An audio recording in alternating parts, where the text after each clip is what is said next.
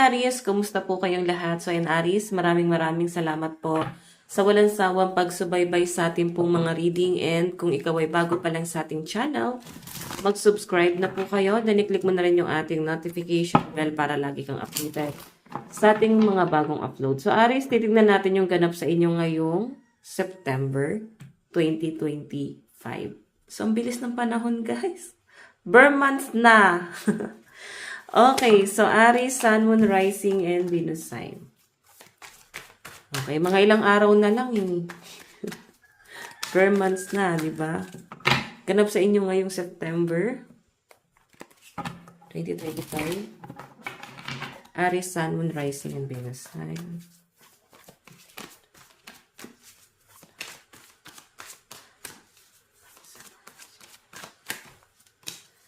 Okay, so by the way guys, sa mga interested para sa ating private reading, no, nasa description box below lang yung link natin.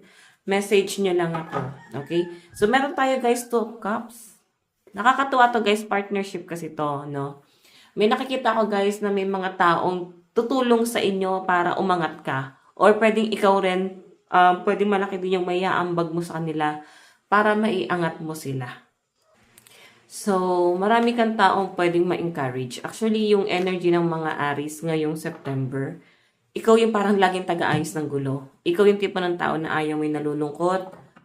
Mas pinipili mo dito na parang gagawin mo yung best mo para lang maging masaya sila or makita nila yung bright side of life, no? So, nandun ka sa sitwasyon na to ngayong September. Pwedeng nangyayari na nga siya ngayong August, pero madadala mo pa rin siya hanggang September. So, willing to help din yung energy ng mga Aries. Pero ingat lang kayo Aries sa mga tinutulungan nyo ha. Hindi kasi lahat grateful, no? May mga matutulungan ka rin na sobrang ungrateful. So, baka yung ina-expect mo na partnership, na makakatulong ka at makakatulong din sila sa inyo. Yung may give and take is taliwas doon, no? Nandun kasi sa point, ayan, lalo na sa mga rising, sa mga, ayan, kaya maganda pa rin guys, alam niyo ang inyong Sun, Moon, Rising, and Venus sign. Okay? Pwede sa birth chart niyo yan guys. Kung may mga nanonood dito na hindi man Aries, pero nasa chart nila is yung Aries. So, pwedeng makaresonate dito eh, kasi yung pinapakita sa akin guys, Moon in Aries, no? Ayan, may gulo dito. Tipong ang intention mo lang dito is makatulong, makabuti para sa kanila. Kumbaga, nandun ka na sa point na yes, nag-expect ka rin. Okay? Mag-expect ka din dito sa taong to. Pero kasi, expect mo rin guys na hindi katulad ng pag-iisip mo, yung pag-iisip ng taong yun na parang baka sumbatan ka pa, no? O kaya mo lang ako tinulungan kasi may ina-expect ka sa akin, mga ganon. So, siguro Aris, tumulong ka lang ng naayon sa kaya mo, no? Tumulong ka lang ng sapat, pero wag sobra-sobra. Tignan mo na lang kung ano yung estado mo before. Kung sino lang yun nandiyan nung panahong walang-wala ka, sila na lang siguro yung tulungan mo. Kasi, maraming lalapit sa'yo pag may pera ka eh.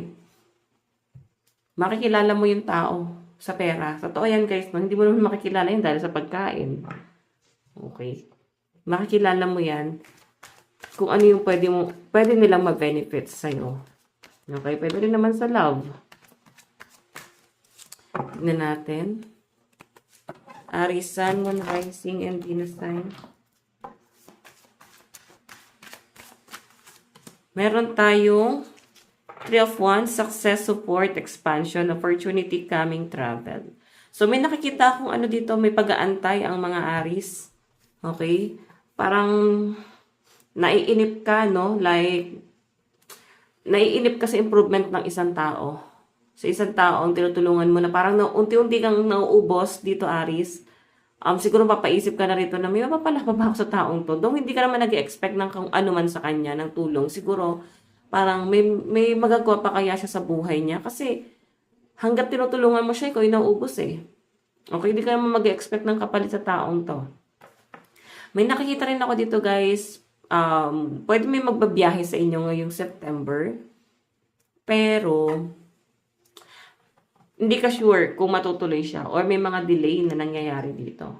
So, yun yung pinapakita sa akin dyan, Aries. Meron kang inaantay na person dito na manggagaling sa malayo. Or meron kang inaantay na isang tao na parang mag-grow sa kanya, no? Na parang nauubos ka na katutulong sa kanya pero parang hindi siya nag-grow. Okay. Tingnan pa natin.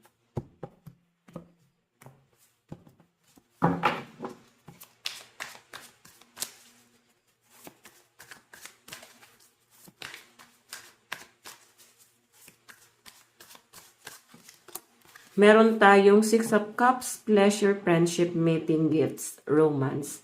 So, pagdating sa love life ng mga Aries, yung pinapakita sa akin dito, parang may isang tao dito na mag-e-effort sa'yo.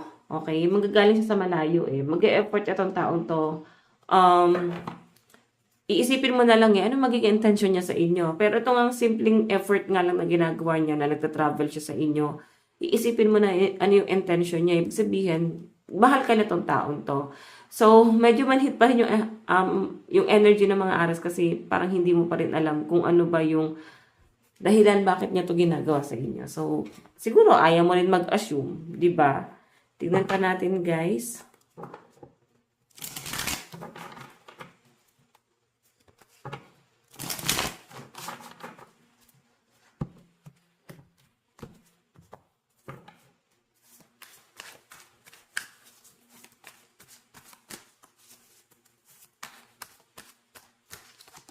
Meron tayong King of Wands, Passion, Fairy, Creativity, Courage, Power, Leadership. So, pagdating naman sa career ng mga Aries, yung pinapakita sa akin dito, mas nagiging, fiery. Umiiral yung pagiging, passionate mo dun sa ginagawa mo. Todo gather, I think may pag-iipon kang gagawin dito. Meron kang gustong mabili. Meron kang pag-iipunan kasi dito. Ayan, no? Grabe yung pagiging workaholic mo rito. And tatalikuran mo muna yung passion mo, like yung paggagala-gala mo, yung mga hilig mong gawin, yung mga naging hobby mo, parang medyo didistansya ka muna doon. Okay? Ayan, no? I-stack mo muna yung sarili mo sa pag-ipon ngayong September. Na parang ito muna yung mas importante.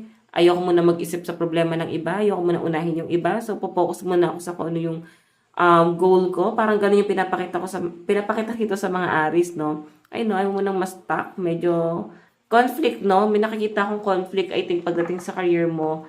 Medyo nagiging, parang alarming to para sa inyo. Okay, so yan, Ace of Cups. Okay? Overflowing, ang nakikita ko rito. So, kumbaga, once na dumistansya ka muna doon sa mga libangan mo, sa mga ginagawa mo na parang hindi pa naman, guys, makakatulong sa future mo is maganda naman yung magiging outcome kasi sacrifice para sa inyo yung pagtalikod dito. Muna, hindi naman totally tatalikuran mo pero siguro medyo didistansya lang muna ng konti kasi todo focus ka rito. May nakikita kasi akong pag-iipon dito, Aries. Okay? I think meron kang gustong bilhin. Pag-iisipan mo to siguro bagong sasakyan, bagong gadget. Ano ba, nagki-cravings ka ba sa house and lot? Ayan. Tignan pa natin.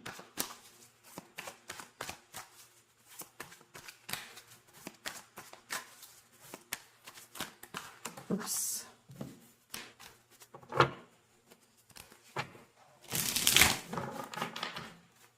Additional message para po kay Aries. Meron tayong Queen of Pentacles. Earth, Mother, Secure, Dependable, Practical, and Grounded. So, nakikita ko rin sa energy ng mga Aries dito na parang gusto mong i-secure yung future ng mga anak mo. Especially future din syempre ng pamilya mo. So, meron kang gustong bilhin dito na pwedeng makatulong sa anak mo pwedeng service, sasakyan siguro para sa kanila. Yung magiging accessible para sa inyong pamilya or yung mapapadali nila yung everyday routine nyo. Parang ganun yung pinapakita sa akin dito. So, kaya siguro may pag-iipon dito. Okay? So, kung business naman yung tatanungin mo sa akin, guys, I think may pag-explore ka pa rin ngayong September. Hindi pa rin siya yung parang pinaka-focus mo. Pero, merong magbibigay sa inyo, guys, ng advice or parang mag-i-encourage sa inyo na, simulan natin to, ganito yung gawin natin pagdating dito sa business na to. Siguro merong magbibigay sa inyo ng idea. Yan yung pinapakita dyan, Aries. Okay, check pa natin Aries, Sun, Moon, Rising, Venus sign.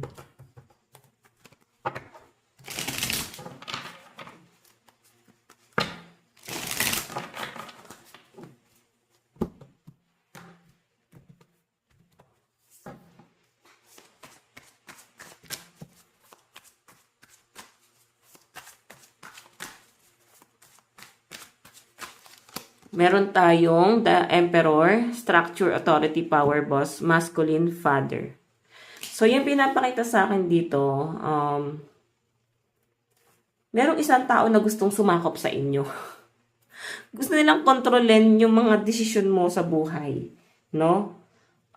I think isa to sa mga taong tinutulungan mo na parang sila yung magdidikta sa inyo na kung ano yung dapat mong gawin. Medyo manipulative tong taong to. Yan po yung pinapakita sa akin. So, ang dating is parang nagiging toxic tuloy siya. Basta someone na nilamon ka niya eh. Parang tinulungan mo lang siya eh. Ngayon parang yung tulong na to guys, sila pa yung manunumbat sa inyo. Hindi pong, ang galing nga no, ikaw na yung tumulong, ikaw pa yung sinusumbatan.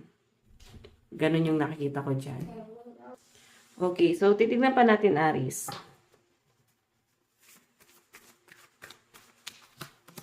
Meron tayong the Hermit. May nag-iisip sa inyo, guys. Nagkakaroon ng regret itong taong to habang iniisip ka, Aries. Four of Pentacles. Iniisip nila na parang ikaw yung taong pwedeng makatulong sa kanila eh. Pero nagkaroon kasi ng gulo. Okay? Ayan. Nagkakaroon sila ng problema pagdating sa financial. So, I think baka gusto nilang umutang sa inyo, guys.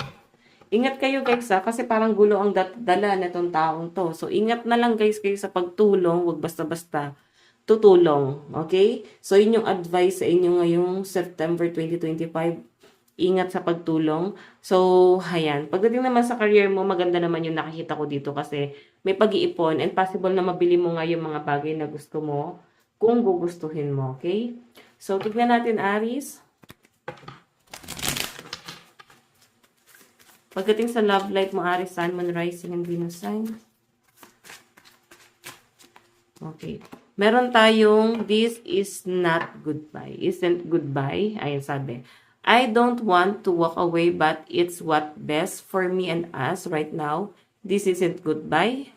We will be together again soon. So, ayan guys. Kung sa tingin mo, parang bigla kang tinalikuran or ginose ka ng person mo, sinasabi niya raw dito, hindi pa naman daw to guys. Tapos, no, meron lang siya kailangan ayusin or kailangan pagtuunan ng pansin muna sa ngayon, okay?